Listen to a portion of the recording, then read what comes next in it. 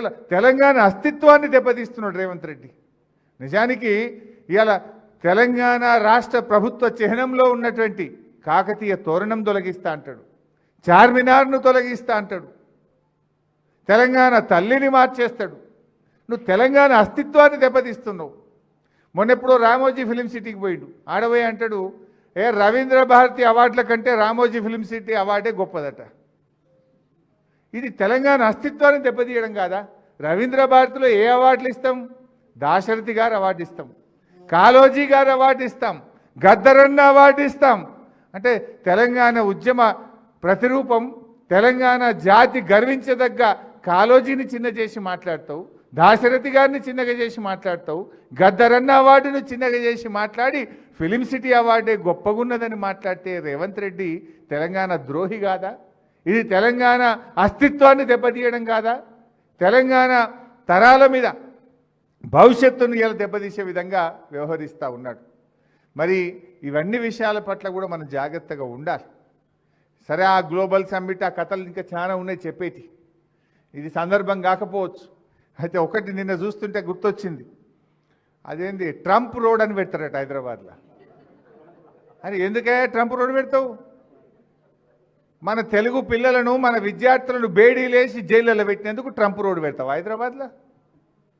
ట్యాక్సీలు పెంచి టారిఫ్లు పెంచి మన దేశాన్ని ఇబ్బంది పెట్టి మన దేశంలో ఇవాళ వ్యాపార సంస్థలు మూతబడి పిల్లల ఉద్యోగాలు ఊడగొట్టినందుకు ట్రంప్ పేరు పెడతావా? ఏం చేసిండు ట్రంప్? ఇలా మన పిల్లలు అమెరికాలో ఉద్యోగాలు రాక నానా ఇబ్బందులు పడుతున్నారు. విద్యార్థులకు ఫీజులు పెంచిండు ట్రంప్, చదువుకోవడానికి అమెరికా పోకుండా ఫీజులు పెంచిండు. ఫీజులు పెంచి బేడీలేసి మీ టారిఫ్లు పెంచి భారతదేశాన్ని ఇబ్బంది పెడుతుంటే ఈయనట ట్రంప్ రోడ్డు పెడతారట. ఇది భారతీయులను అవమానించడం, ప్రజలను అవమానించడం. ఎవడన్నా ట్రంప్ పేరు పెడతాడు? ట్రంప్ అంటాడు మన నోట్బుక్ ఎత్తగొడుతున్నాడు, మన టారిఫ్లు పెంచుతుండు, బేడీలేసి మన పిల్లల్ని అవమానపరిచి అత్యంత అవమానకరంగా మన పిల్లల్ని దేశం నుంచి ఎల్లగొడుతుంటే జైళ్ళలో పెడుతుంటే వాని పేరు పెడతా అంటే అసలు నువ్వు ఏం మనిషివి? నీకేమైనా సోయి ఉందా లేదా నాకైతే అర్థమవుతలేదు. ఇంకా చాలా విషయాలు ఉన్నాయి, అవి సమ్మిట్ది మళ్ళీ మాట్లాడుకుందాం. కానీ ఉద్యమానికి వస్తే మా వినోదన్న ఒక మంచి పాయింట్ చెప్పిండు.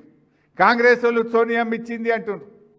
నిజంగా మరి డిసెంబర్ 23 కూడా మనం తెలంగాణ విద్రోహ దినాన్ని 21 కదా 23 కూడా మనం విద్రోహ దినం జరపాలి. అప్పుడు కూడా సోనియమ్మ తెలంగాణ ఎగబెట్టింది, ఇచ్చిన తెలంగాణ వెనుకకు తీసుకున్నదనే చర్చ కూడా మనం ప్రజల్లో పెట్టాలి. ఇవాళ ఇదే రేవంత్ రెడ్డి ఏమన్నాడు? సోనియా గాంధీ బలిదేవత అన్నాడు. 500 మంది పిల్లల చావుకు కారణం సోనియా గాంధీ. ఇచ్చిన తెలంగాణ వెనక్కు తీసుకోవడం వల్లనే ఈ పిల్లలు బలిదానాలు చేసుకున్నారని మాట్లాడిన రేవంత్ రెడ్డి ఇలా మాట మార్చిండు. అది నోరో మోరో నాకైతే తెలియదు. అప్పుడు బలిదేవత అంటాడు, ఇలా దేవతనట. ఆమె పుట్టినరోజు కనుకనే తెలంగాణ తల్లిని మార్చి పారేసిన అంటాడు. మార్చే హక్కు నీకెక్కడిది? నువ్వేమైనా జై తెలంగాణ అంటే, నువ్వు ఉద్యమంలో పాల్గొంటే, తెలంగాణ భావోద్వేగాలు నీకు తెలిసి ఉంటే, తెలంగాణ పోరాటంలో నీ భాగస్వామ్యం ఉంటే నువ్వు ఆ తల్లిని మార్చేవాడివి కాదు. నీకు అవగాహన లేనటువంటి వ్యక్తివి. అందుకే ఇవాళ తెలంగాణ తల్లిని మారుస్తున్నావు, తెలంగాణ చిహ్నాలు మారుస్తున్నావు, తెలంగాణ ఉద్యమ చరిత్రను దెబ్బతీసే విధంగా వ్యవహరిస్తున్నటువంటి పరిస్థితి.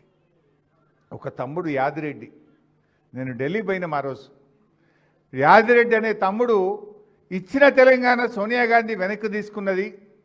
ఇక్కడ ఉస్మానియా యూనివర్సిటీలో మా శ్రీకాంతాచార్యో, మా ఇషాన్ రెడ్డో, మా యాదయ్యనో, ఒక చెల్లె మహబూబ్ నగర్లో సువర్ణనో ఎంతోమంది పిల్లలు బలిదానాలు చేసుకుంటుంటే మా గోస ఢిల్లీకి ముడతలేదు, మా గోస సోనియా గాంధీకి తెలుస్తలేదు అని ఆ తమ్ముడు యాదిరెడ్డి ఢిల్లీకి పోయి ఏఐసిసి కార్యాలయం ముందు సోనియా గాంధీకి ఉత్తరం రాసి జేబులో పెట్టుకొని ఢిల్లీలో ఆత్మహత్య చేసుకున్నాడు యాదిరెడ్డి.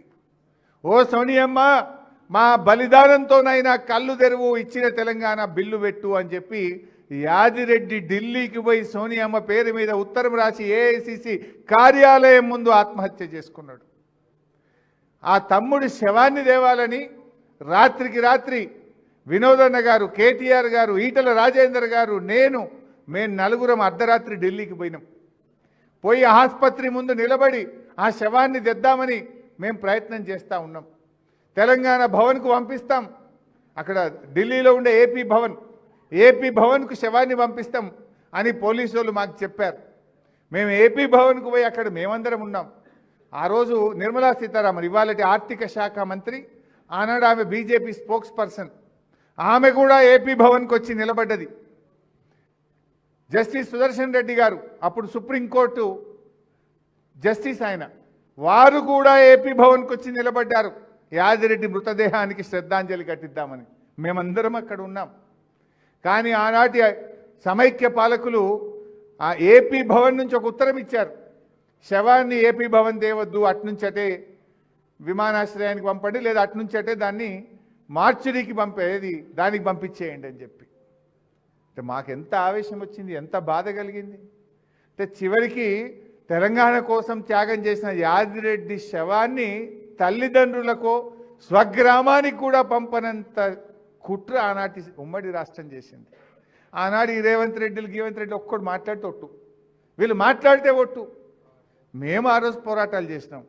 ఆనాడు మా మీద కేసు పెడితే ఢిల్లీ పోలీస్ స్టేషన్లో రాజేందర్ గారి మీద, కేటీఆర్ గారి మీద, వినోదన్న మీద, నా మీద ఢిల్లీ పోలీస్ స్టేషన్లో కేసు అయితే సంవత్సరాల తరబడి తిరిగినాం ఢిల్లీకి మేము కేసులకు, పేషీలకు. ఇది పోరాటం. ఆ యాదిరెడ్డి లాంటి వ్యక్తి పాపం ఆ శవాన్ని తెచ్చి మహేశ్వరం మండలం వారి స్వగ్రామానికి తీసుకుపోయి పాడెలు మోసి మేము ఆ రోజు వారి అంత్యక్రియల్లో పాల్గొన్నటువంటి చరిత్ర. ఎన్ని త్యాగాలు, ఎన్ని పోరాటాలు.